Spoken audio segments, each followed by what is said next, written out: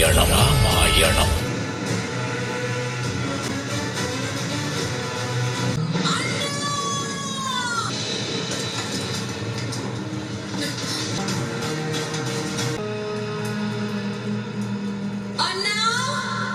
நீங்கள் இங்குதான் இருக்கிறீர்கள் என்று என்னால் உணர முடிகிறது. என் குரல் உங்களுக்கு கேட்கிறது என்று எனக்கு தெரியும். நம்முடைய அசுர இனத்தை மேலோங்க செய்த அண்ணன் இன்று நம்மோடு இல்லை. அண்ணா கொன்று விட்டார்கள். நடந்த எல்லாவற்றிற்கும் காரணம் நம் இனத்தை சேர்ந்த ஒருவன் தான். நம்முடைய ரத்தம் தான். உன்னைதான் நம்பி வந்திருக்கிறேன்.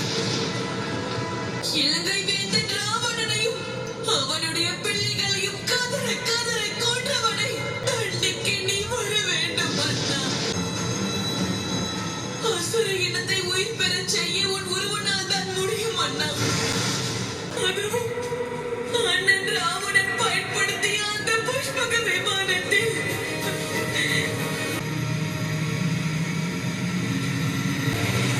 எல்லாரும் தாக்குதலுக்கு தயாராகுங்கள். எல்லாரும் தயாராகுங்கள். வேடர் குல தலைவனே, எழுந்திருங்கள். என்னுடைய சகோதரன் என்னை பார்த்து வணங்குவதா உங்களுக்கு உள்ளத்தில் இடம் தந்திருக்கிறேன். நான் உண்மையில் அதிர்ஷ்டம் செய்தவன் என்று இப்பொழுது உணர்கிறேன். அந்த வனவாச முடிவுக்கு வந்துவிட்டது. புஷ்பக விமானம் உங்கள் கட்டளைக்கு அடிபணிந்து விட்டது. அப்படி என்றால் மகாபலசாலியான ராவணன் அழிந்து விட்டான். எவராலுமே செய்ய முடியாததை செய்து முடித்து விட்டீர்கள். அப்படி இருந்தும் என்னை மறக்கவில்லையே. மீண்டும் தரிசனம் அளிப்பேன் என்று நம்பிக்கை ஊட்டி செல்கிறேன். இறைவனின் விருப்பப்படியே நடக்கட்டும். எந்த நிலையிலும் வாக்கு தவறக்கூடாது. உங்களால் தான் வாழ்க்கையின் லட்சியத்தை அடைய முடிந்தது. பிரபு, தாங்கள் பெரிய மனதோடு. அன்பை விட விருந்து பெரிதல்ல. நட்பை காட்டிலும் சிறந்த பரிசும் கிடையாது. நான் மனதார ஏற்றுக்கொள்கிறேன்.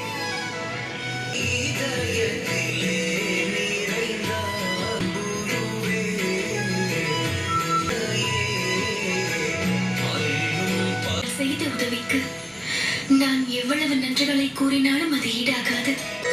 பிரபு, பாதத்தின் தூசியை நெட்டி திலகமாக்குகிறீர்களே.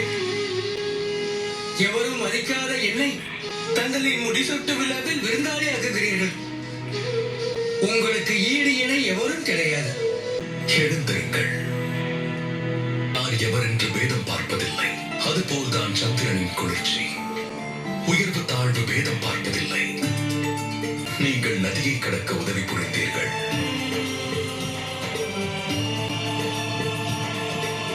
நாம் புறப்படுவோமா? சூரியன் மறைய மறைய அயோத்தி வாசிகளின் நம்பிக்கையும் மாறிய தொடக்கம். நம் வனவாசம் முடிந்து விட்டது. ஆனால் அயோத்தி வாசிகளின் காத்திருப்பு முடிய வேண்டும் அல்லவா? நம்முடன் சேர்ந்து எவ்வளவோ சிரமங்களை ஊர்மிளையும் அனுபவித்திருப்பாள். அவள் கண் விழிக்கும் நேரமும் வந்துவிட்டது. அவர் குடும்பத்தை சேர்ந்தவரையோ அவருடைய மக்களையோ எவராலும் நெருங்க இயலாது.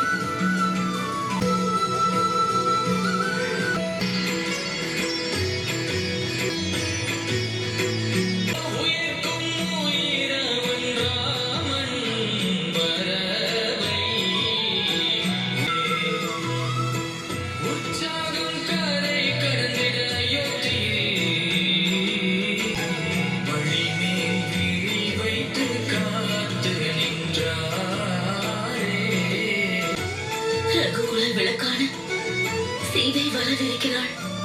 சுமித்ரா, ரதத்தை ஏற்பாடு செய். நேரத்தை நாம் வீணாக்க கூடாது. ராமனையும் லட்சுமணனையும் வரவேற்க நந்தி கிராமம் செல்ல வேண்டும். அயோத்தி வாசிகளின் முகத்தில் மகிழ்ச்சியை பார்த்தீர்களா? இன்று ராமன் லட்சுமணனுக்கு மட்டுமல்ல, நம்முடைய அயோத்தி நகருக்கே வனவாசம் முடிந்துவிடும். கவனித்தாயா? சூனியக்காரி வருகிறாள். இவளை எல்லாம் பார்க்கவே கூடாது. இவளுடைய நிழல் பட்டால் கூட ஆபத்துதான்.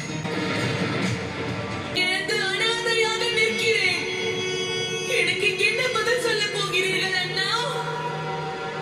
அந்த ராமனின் அழிவுதான் அண்ணனின் மரணத்திற்கு பழித்தீர்ப்பது போலாகும் அண்ணா.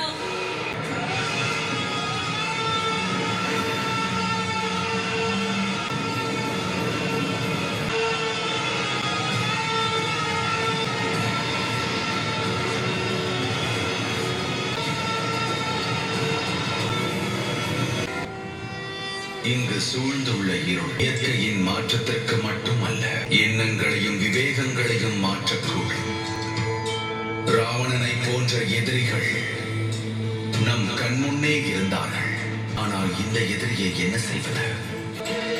ஏனென்றால் ஆயுதத்தால் அழிக்க இயலாத, எந்த அம்புகளாலும் மாய்க்க இயலாத தீமையை நன்மை வெல்ல காத்திருக்க வேண்டும். இந்த ராமாயணத்தில் இன்னும் பாடம் உள்ளது.